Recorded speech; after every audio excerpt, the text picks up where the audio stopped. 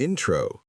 Have you ever wondered why some people are easy to work with and others seem impossible?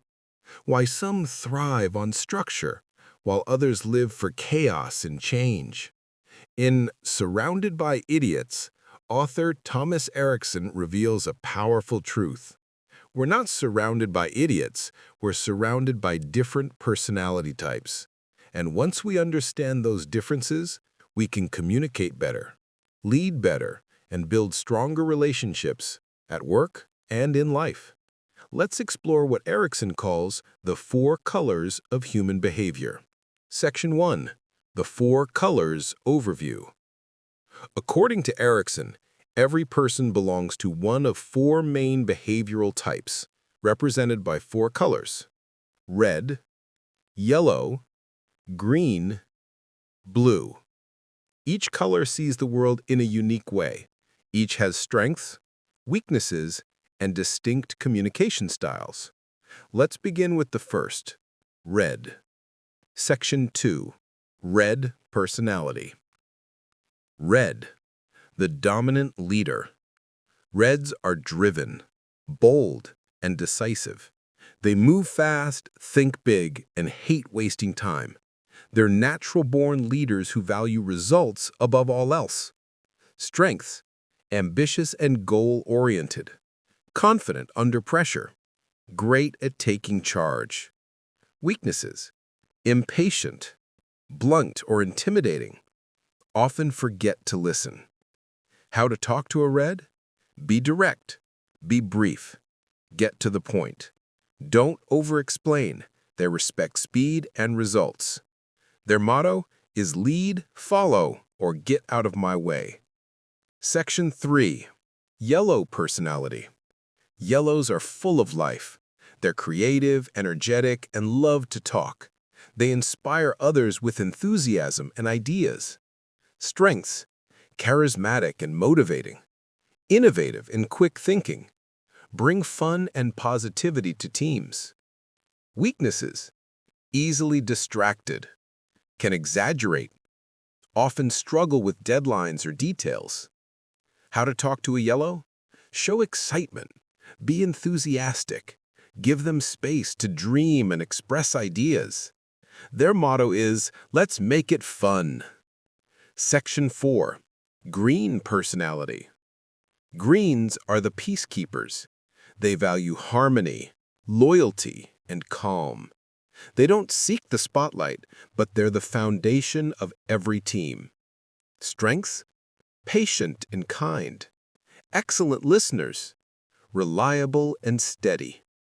Weaknesses: avoid confrontation, resist change, sometimes slow to act. How to talk to a green? Be gentle, be respectful, give them time to process change. Their motto is, let's keep things peaceful. Section 5. Blue personality. Blues are detail-oriented, precise, and deeply logical.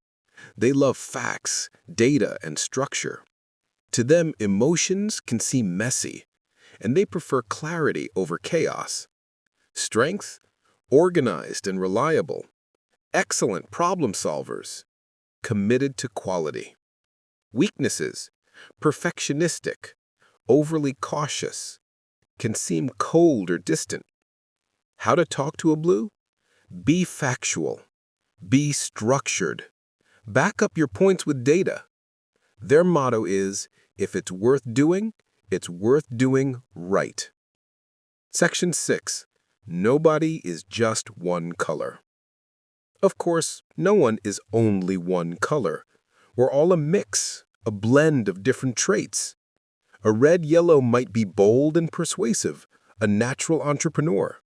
A blue-green might be calm and reliable, a thoughtful teammate. A yellow-green might be caring and friendly, perfect for building relationships. The goal isn't to label people, but to understand them. Section 7. When colors clash. Most conflicts come from misunderstanding. A red thinks a green is too slow, but the green isn't lazy. They're careful. A yellow annoys a blue with wild ideas. But the yellow isn't irresponsible, they're imaginative. Once you understand these differences, frustration fades, empathy grows, and communication improves. Section 8. Communicating across colors. To become a great communicator, you must learn to speak in other people's colors. When talking to a red, be fast and focused. To a yellow, be positive and animated. To a green, be calm and respectful. To a blue, be logical and precise. If you keep speaking in your own style, you'll lose people who think differently. But when you adapt, you gain influence and connection. Section 9. Self-awareness. Understanding others starts with understanding yourself. Ask, what's my dominant color? How do others see me? Which types challenge me the most? Once you see your patterns, you can adjust, becoming more balanced, flexible, and effective. That's real emotional intelligence. Section 10. The colors at work. Here's how the 4 colors typically appear in the workplace. Reds lead and decide, but may rush. Yellows inspire, but may lose focus. Greens support, but may resist change. Blues organize, but may overanalyze. The best teams have a balance of all 4. Each type covers what the others lack. When you appreciate that balance, you stop fighting differences and start leveraging them. Section 11. Emotional needs. Every color has emotional needs. Reds need results. Yellows need attention and freedom. Greens need security.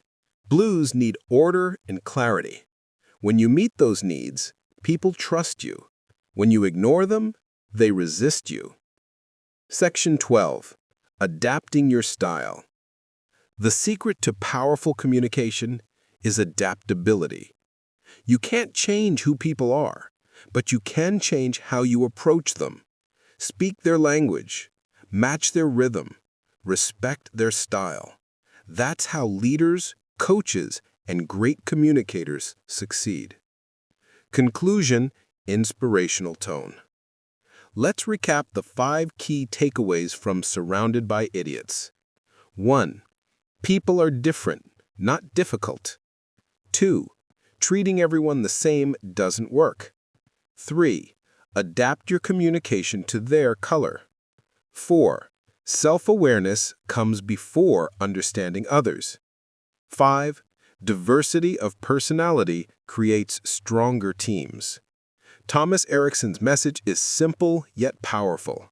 The world isn't full of idiots, it's full of unique minds, each with its own color, its own rhythm, its own way of seeing the world. When you learn to recognize those colors, you stop being frustrated and start being effective. Because real communication isn't about talking, it's about understanding. Closing, warm tone. Thank you for listening to this 30-minute summary of Surrounded by Idiots by Thomas Erikson. If you enjoyed this, share it with someone you work or live with, especially the ones who seem hard to understand. You might just discover they're not so different after all.